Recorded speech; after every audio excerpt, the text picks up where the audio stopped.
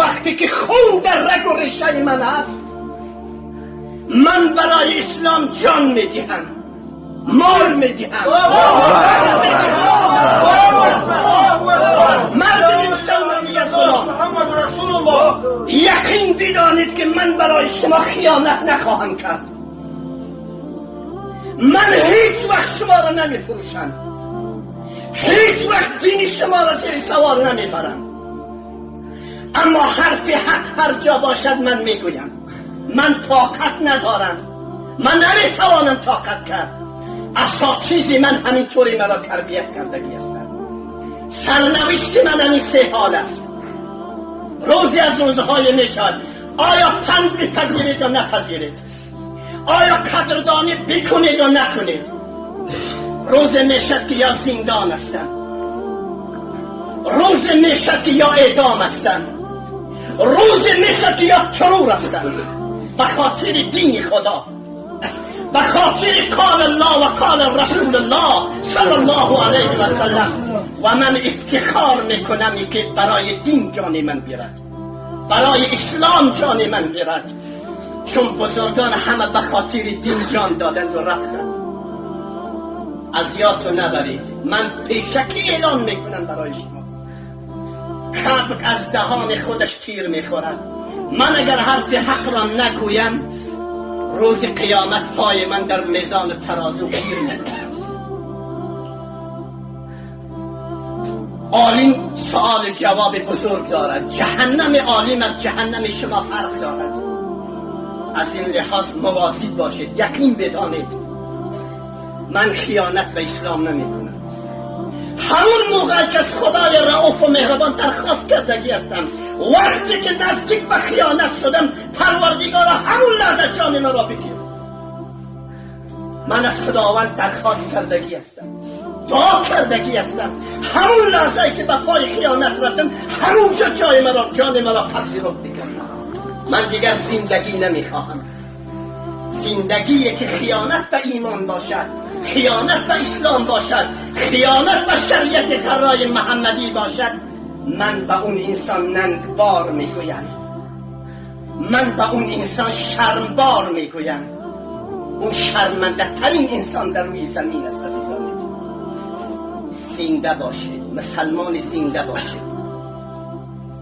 یک خورده بالاخره ما را دستگیری بکنید، در وسط راه در دین ما را تنها نگذارید، همکاری بکنید.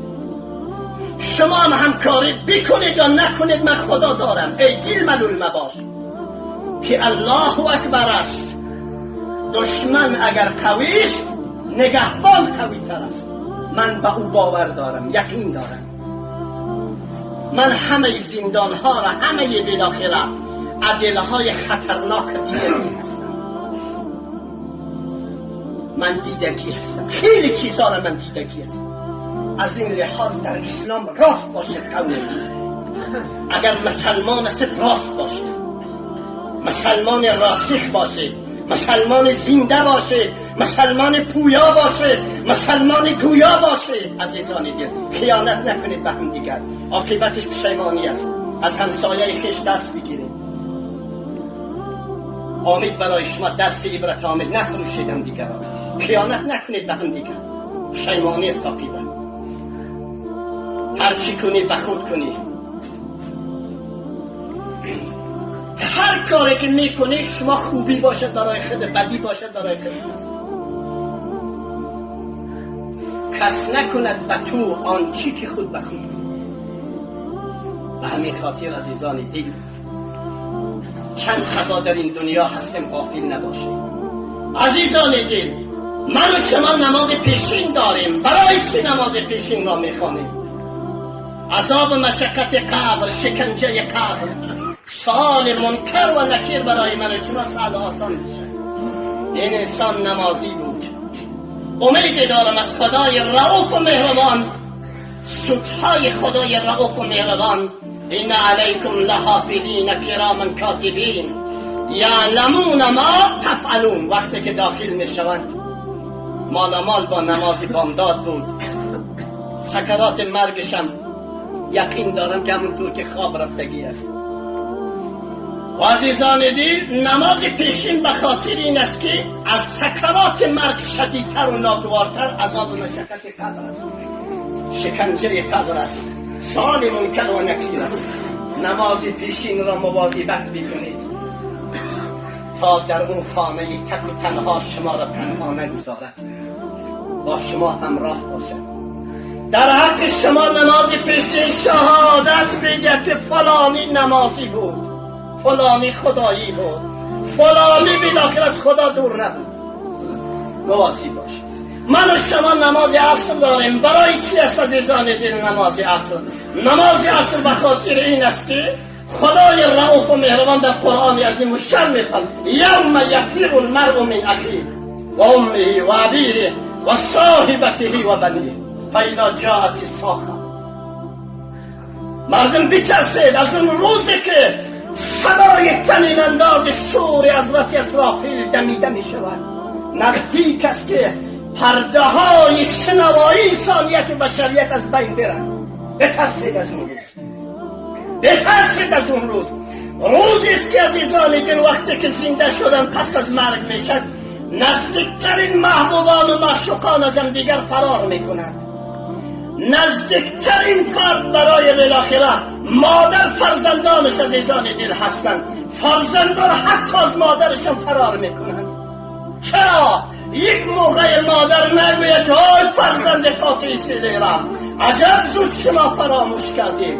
اینا همه الفت و محبت و صفا و صمیمیت و روشنایی هایی که من برای شما داشتم ولی حملت کردم، شیرت دادم، گند لباس شما را، گند بدن شما را، گند گهواره شما را تمیز میکردم. ساعت 3-4 شب گریه میبرداشتیم. من بلند میشدم و بالاخره شما را گرم میکردم، سیر غذا و سیر طعامت میکردم. یک موقع نگوید که الان بالاخره به مشکل من گیر کردم دست مرا بگیر. های فرزند، اگر دست مرا نگیری، رها نکنی از این مشقت قیامت، من شما را به سوی گدال جهنم میبرم. حتی فرزندان از مادرم فرار میکنند. شوخی نیست عزیزان. اینها روزنامه نیستن، اینها مجله نیستن، اینها قرآن است، کتاب الهی است. نماز اصل به خاطر این است که عزیزان دل عرضم به حضور شما که روز قیامت برای من و شما، حول قیامت، شدائد قیامت برای من و شما سهل تمام میشن، آسان تمام میشن. نماز عصر را برپا بدارید تا پشیمان نشید. نماز شام عزیزان دل به خاطر چی هست؟ من روی تفسیر نرفتم چون وقت تمام شد، اشاره میکنم. نماز شام به خاطر این است که من و شما در جلوی روی خشم میزان و ترازو داریم. دفتر اعمال خیر و شر من و شما را در میزان و ترازو میگذارند و میگویند محمدی به پای میزان و ترازو بیان. اقرا کتابک کفا بنفسک الیوم علیک حسیبا. بگیر دفتر اعمالت را بخوان. صیغه امر است. اقرا.